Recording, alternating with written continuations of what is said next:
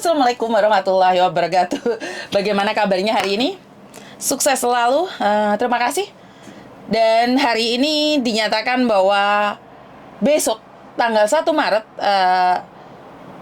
2023 kita udah nggak pakai masker lagi. Ayo, bagaimana menurut kalian? Apakah kalian setuju dengan ide ini? Apakah kalian senang dengan ide-ide ini? Atau kalian malah merasa, nggak juga Miss, enakan pakai masker sih sebenarnya. Enggak lah Miss, sebenarnya aku lebih suka seperti ini, seperti itu. Ayo, bagaimana dengan kalian? Saya pribadi, saya masih tetap suka pakai masker. Karena sekali lagi menghindari dari debu-debu dan ngirit lipstik. Jadi orang usah lipstikan, tetap pakai masker. Itu saya. Bagaimana dengan kalian? Karena sudah merasa nyaman dengan pakai masker. Cuman kadang-kadang lewes pas bedaan kandel di masker kelet, jadi waktu ngambil itu gak iso kelihatan ya. Ini yang pertama. Dan yang kedua, piye kabare sing senengane ngapusi masker harus dilepas kabeh apa Cik? Tetep maskeran. Bercanda, jangan diambil hati. Jadi di akhir Februari ini kita meringkas banyak hal yang terjadi di bulan Februari ini. Dari banyak hal, salah satu mbaknya meninggal pas di Valentine Day. Kita kirim doa buat almarhumah, semoga diterima di sisinya. Dan yang kedua yang kita terima informasi yang menggemparkan di jagat raya adalah satu fenomena tentang apa Miss? Tentang kasus mutilasi. Jadi di bulan Februari ini adalah di bulan dimana yang banyak berdampak negatif ya. Biasanya kan kalau Februari kan bulan atas nama cinta ya. Kan Valentine Day katanya. Tapi kebetulan Valentine Day itu saya tidak pernah mendapatkan bunga dari suami saya. Suami saya selalu bilang, buat apa memberimu bunga cuma 1 hari? Dalam 365 hari, aku selalu menyakitimu. Jadi dari kata-kata itu saya petik adalah kebahagiaan itu utuh, tulus, tidak harus hari itu saja. Dan saya tidak mendapatkan bunga memang pada saat itu. Dan kembali lagi pada kasus yang mutilasi yang terjadi di Hong Kong ini. Jadi saya petik dari beberapa media yang mengatakan bahwa sangat sadis sekali dilakukan oleh keluarga ini. Ini adalah keluarga mertua dari Abi. Mertua si Abi itu dulu adalah mantan polisi yang mengundurkan diri karena ada kasus. Dan akhirnya si Abi ini menikah pada umur 18 tahun dan memiliki 2 anak, cowok cewek. Tapi pada tahun berapa ya? Kok lupa saya? Tidak tahu tahun berapa lah, saya lupa. Saya takut salah menyebutkan tahunnya. Habis itu dia bercerai, akhirnya dia berpacaran dengan salah satu orang terkaya di Hong Kong juga sih. Abi ini orang kaya juga karena dia sebagai modeling. Dan dia punya rumah yang ditempati oleh mertuanya si Abi ini beserta suami dan anak-anaknya, mantan suami sama anak-anaknya. Tapi dengar kabar karena Abi ingin menjual rumah itu, terjadilah fenomena ini terkuak. Terkuaknya bagaimana Miss? Jadi Abi ini mau menjual rumahnya yang berharga MM-an, dan mertuanya itu tiba-tiba menyewa rumah di Taipo. 3 lantai atau 2 lantai, 3 lantai atau 2 lantai.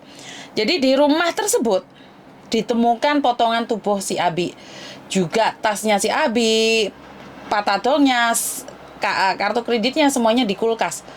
Dan di rumah Taipo ini tidak ditemukan kasih, tidak ditemukan perlengkapan rumah seperti lemari, ranjang, apapun itu tidak ada. Yang ada hanyalah kulkas, pemotong daging, pisau, dan barang-barang untuk pemotong daging. Dan pada tanggal 20 berapa ya? Tanggal 26, 25, 24 atau 22. Saya tidak ingin menyebutkan ya, saya takutnya keliru. Di situ Abi menghilang. Dan pada tanggal berikutnya, tanggal berapa sih sejak hilangnya itu? Tanggal 24 ya? 24, 25.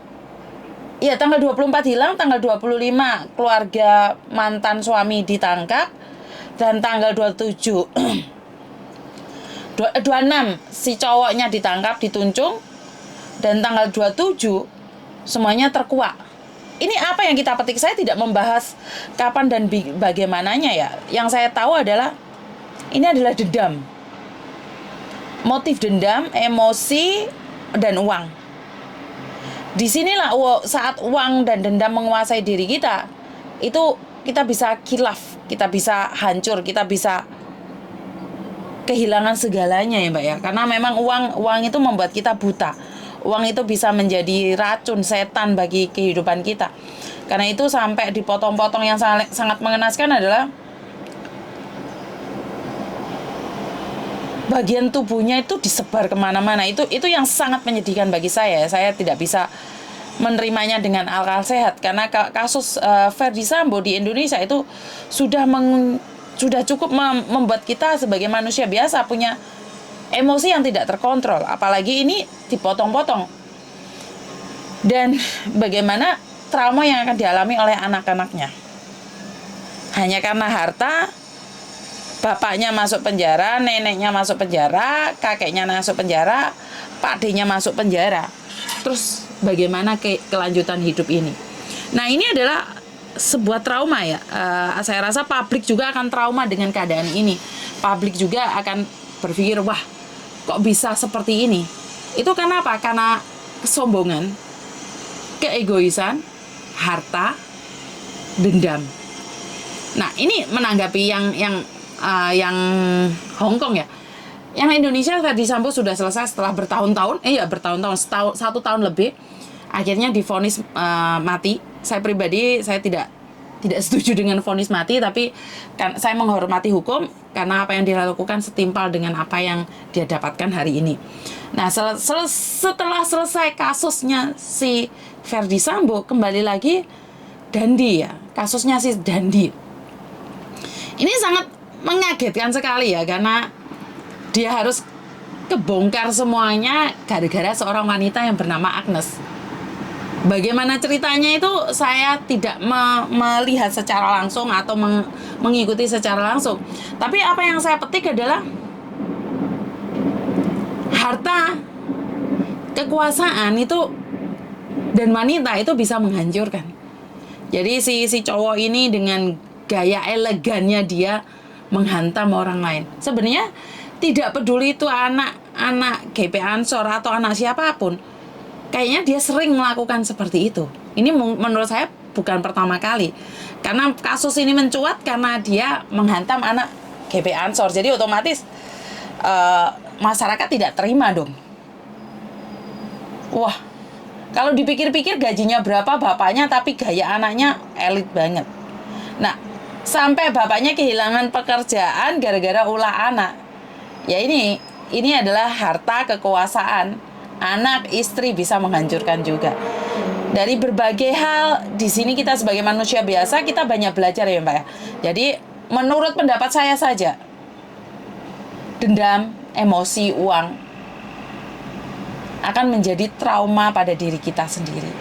Dan kita akan hancur lebur karena itu. Karena sombong itu akan berakibat miskin permanen. Setuju nggak dengan apa yang saya katakan? Sombong itu membuat kita miskin permanen. Kenapa miskin permanen? Ya iyalah, kalau kamu tidak memperlihatkan kekayaanmu, maka bapakmu nggak akan dipecat. Bener nggak? Ini yang pertama. Dan yang kedua, kemarahan. Kemarahan yang tidak terkendali menghilangkan segala kesenanganmu. Ya, kemarahan yang tidak terkendali menghilangkan rasa kesenanganmu, rasa kekayaanmu. Benar tidak? Jadi ada dua hal yang di sini saya ingin bahas, bahwa marah membuat kamu miskin permanen. Sombong membuat kamu miskin permanen. Jadi, Miss, gimana kalau aku marahnya nagih hutang yang ditagih nggak ada responnya? Ya, itu di luar kendali saya ya. Saya cuma mengatakan dari term and condition saja. Jadi buat teman-teman di luar sana, ayo kendalikan amarahmu walaupun dia punya utang sama kamu. Dan jangan sombong, jangan pamer harta di media sosial. Karena saat kita pamer harta di media sosial, mungkin ada seseorang yang sedang mengincarmu. Saya ingin pamer, tapi yang saya bisa pamerkan adalah anak-anak saya, suami saya, yang syukur alhamdulillah walaupun kita bukan tergolong orang kaya tapi kita berkecukupan. Cukup saat kita nggak punya beras kita bisa beli, kita cukup untuk bayar rumah, kita cukup untuk bayar sekolah. Jadi itu aja dari saya, kurang lebihnya saya minta maaf dan wassalamualaikum warahmatullahi wabarakatuh. Berkat Tuhan mengalir atas hidup kita semua, semoga semua makhluk hidup bahagia dan terima kasih, bye-bye.